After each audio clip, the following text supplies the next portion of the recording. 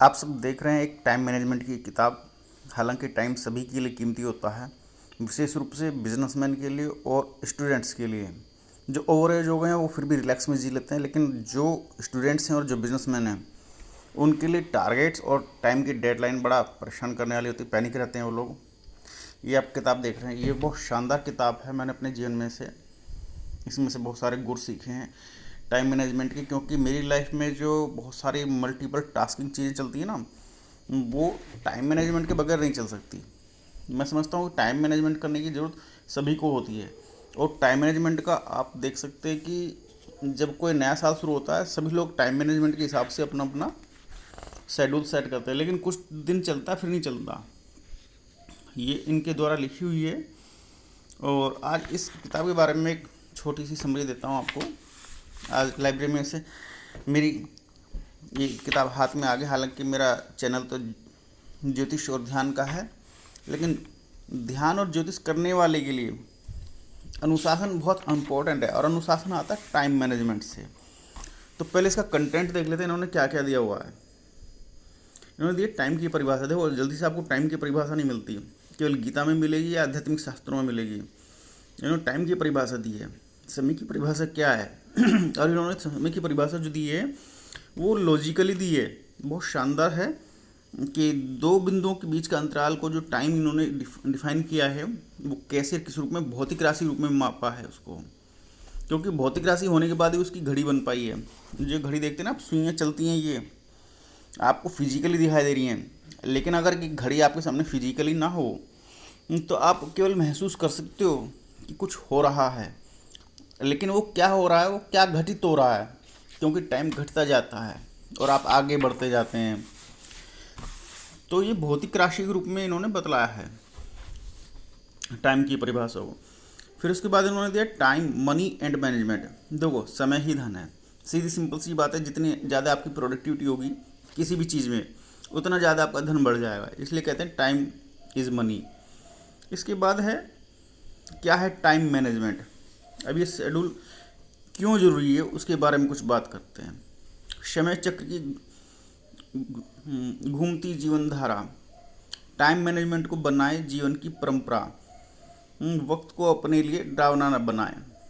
ये बात बोलो सच है। कई बार क्या होता है, जब जरूरत से ज़्यादा कड़क और कठोर अनुशासन अपना लेते हैं तो खुद के लिए डरावना बन जाता है। तो कहीं ना कहीं फ्लेक्सिबिलिटी भी ज़रूरी है। अब इन्होंने क्या दिया है वो तो अंदर देखने में पता लगेगा।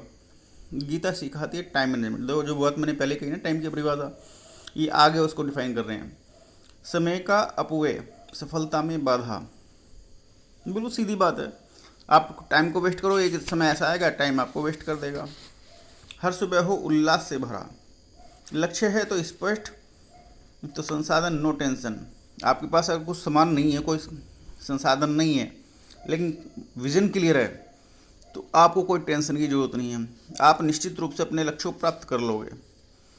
किस्मत के बंद ताले खोलने वाले आपके 1440 मिनट। इन्होंने टाइम मैनेजमेंट के अंतर्गत दिया है कि 1440 मिनट का आप कैसे यूज करोगे। फिर इसके बाद दिया है कोई घड़ी नहीं फिर भी टाइम मैनेजमेंट।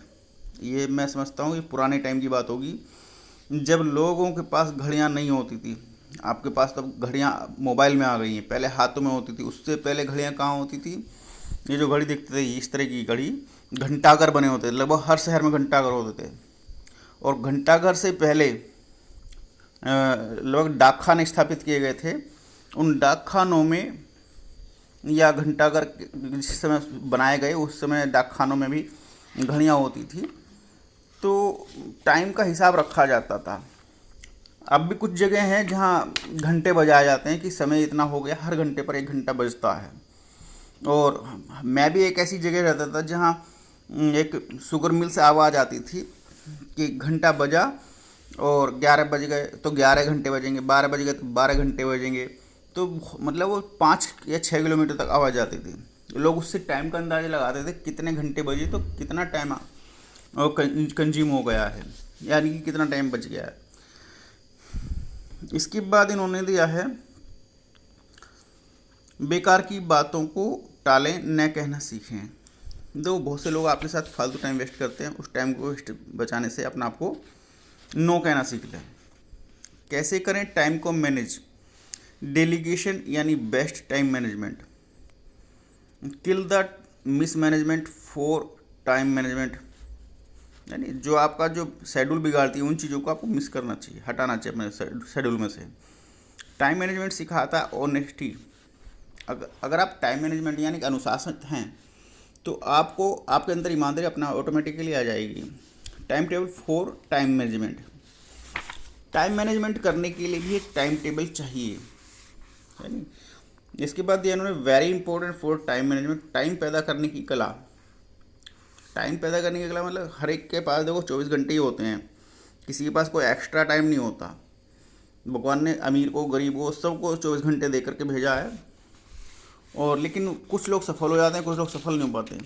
तो जो सफल लोग होते हैं वो कभी ये नहीं कहते मैं बहुत बिजी हूँ, तो उनके पास टाइम कैसे रहता है, वो कैसे मैनेज करते हैं, यही टाइम मैनेजमेंट है। तो टाइम पैदा हो जाता है, एक्स्ट्रा टाइम भी मिल जाएगा और बड़े आराम से मिल जाएगा। मैनेजमेंट कहीं मिस मैनेज ना हो जाए। टाइम मैनेजमेंट इन स्टूडेंट लाइफ, टाइम मैनेजमेंट के लिए हकीकत कायनात, ये दोनों जीवन की रियलिटी उन्होंने कुछ बाद में कंक्लूजन के रूप में कही है। तो किताब का कंटेंट तो मुझे बहुत शानदार लगा और मैंने किताब को पढ़ना शुरू किया था, और जब मैंने उठाई थी तो उसके बाद मेरे हाथ से छूटी नहीं किताब, पढ़ते चलेगा। देखो इन्होंने सबसे पहला सेंटेंस जो दिया है ये आध्यात्मिक है, स्पिरिचुअल है। राजा भर्तृहरि ने कहा था भोग नहीं भोगे जाते, हम ही भोगे जाते हैं, तप नहीं तपता, हम ही तप्त होते हैं, काल व्यतीत नहीं होता, हम ही व्यतीत हो जाते हैं। कितनी गहरी बात है। देखो समय हमेशा चलता रहता है, जब हम नहीं थे जब भी समय चल रहा था, और जब नहीं होंगे जब भी चल रहा होगा। तो क्या हुआ, हम बीच में पैदा हुए और हम खर्च हो गए, हमारा शरीर खर्च हो गया, हम ही काल व्यतीत नहीं होता और हम ही व्यतीत होते जाते हैं। अर्थात सांसारिक विषयों का सांसारिक विषय भोगों का उपभोग नहीं कर पाए, अभी तो उन भोगों ने हमें भोग लिया। ये आध्यात्मिक जीवन की सबसे गहरी गूढ़ पंक्ति है।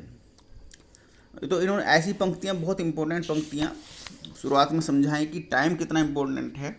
आप जीवन में कुछ करना चाहते हो तो आपको सबसे पहले टाइम को समझना पड़ेगा। बहुत लोगों को ये शिकायत रहती है अपने जीवन के उस पड़ाव पर आकर के कि भाई मैं ज़िंदगी में कुछ कर नहीं पाया।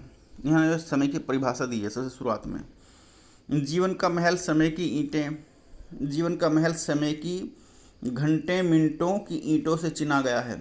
यदि हमें जीवन से प्रेम है तो यही उचित है कि समय को व्यर्थ ना नष्ट होने दें। कितनी शानदार बातें इन्होंने कही हैं इसमें कि आदि पढ़ पढ़ के प्रेरित होता है। मैंने समय को नष्ट किया, अब समय मुझे नष्ट कर रहा है। यानी ऐसी ऐसी बातें लिखी हैं बहुत शानदार। तो बहुत सारे ऐसी चीज़ें हैं देखने में अच्छी लगती हैं, पढ़ने में अच्छी लगती हैं, दूसरों को बताने में अच्छी लगती हैं। महत्वपूर्ण व्यक्तियों की नज़र में समय क्या होता है। अब जैसे ईश्वरचंद्र विद्यासागर समय के बड़े पाबंद थे। जब वे कॉलेज आते थे तो रास्ते के दुकानदार अपनी घड़ियां उन्हें देखकर ठीक करते थे। वे जानते थे कि विद्यासागर कभी 1 मिनट भी आगे पीछे नहीं चलते थे। कितनी बड़ी बात है कि कोई आदमी इतना पंक्चुअल हो सकता है, लोग उसको देख करके अपनी घड़ियों को ठीक करें। बहुत वेरी मतलब क्या कहा जाए, शब्द नहीं होते बहुत सारी चीज़ों के लिए। इतने सुंदर सुंदर लोग उत्पन्न होते हैं धरती पर कि जिन्होंने टाइम मैनेजमेंट की परिभाषा अपने आप से दी है कि मैं ही समय हूँ और अपना समय आप ठीक कर लीजिए। और लगभग बिल्कुल जैसे ईश्वरचंद्र विद्यासागर का दिया है ना, ऐसा ही मैंने एक व्याख्यान सुना था हॉकी के बहुत बड़े जो खिलाड़ी रहे उनका, उन्होंने भी इस तरह की परिभाषा दी थी। हालांकि माइंड में इस टाइम नहीं है वो तो। अब समय क्या है, समय न तो अच्छा होता न बुरा, ये कभी किसी के साथ भेदभाव नहीं करता है। बिल्कुल जेन्युइन बात है। समय का ईश्वर का ही दूत है, समय कभी भी अच्छा है बुरा नहीं होता।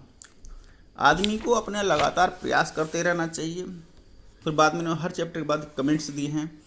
फिर टाइम मनी एंड मैनेजमेंट, बहुत इंपॉर्टेंट चीज़ दी है। और यहाँ इन्होंने समझा है जिन लोगों को धन जल्दी कमानी चाहते होते हैं शॉर्टकट के रास्ते अपनाते हैं, जबकि संभव नहीं है। अमीर बनने का कोई शॉर्टकट नहीं होता। वे लंबी योजनाओं पर धैर्य और संयम से काम करते हैं। हमारे शास्त्र की पंक्ति है आयु विद्या यश और धन ये धीरे धीरे बढ़ते हैं। तो लगभग पूरी किताब टाइम मैनेजमेंट के हिसाब से ही है और बेहतरीन है। बहुत सारे प्रेरक प्रसंग हैं, रहम के दोहे भी दिए हुए हैं। प्राचीन शास्त्रों के अलावा इन्होंने कहावतें दी हुई हैं कुछ।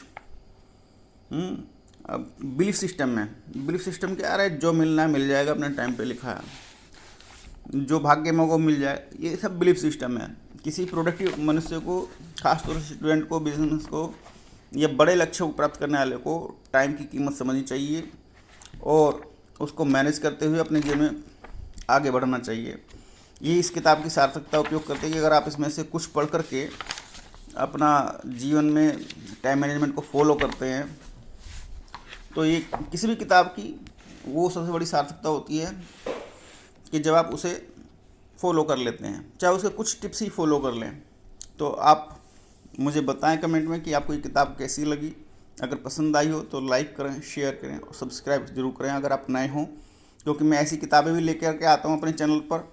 और ज्योतिष की और ध्यान की गहराइयों की किताबें और चीज़ें आपको मेरे चैनल पर मिल जाएंगी। तो आपका स्वागत है, बने रहिए। धन्यवाद।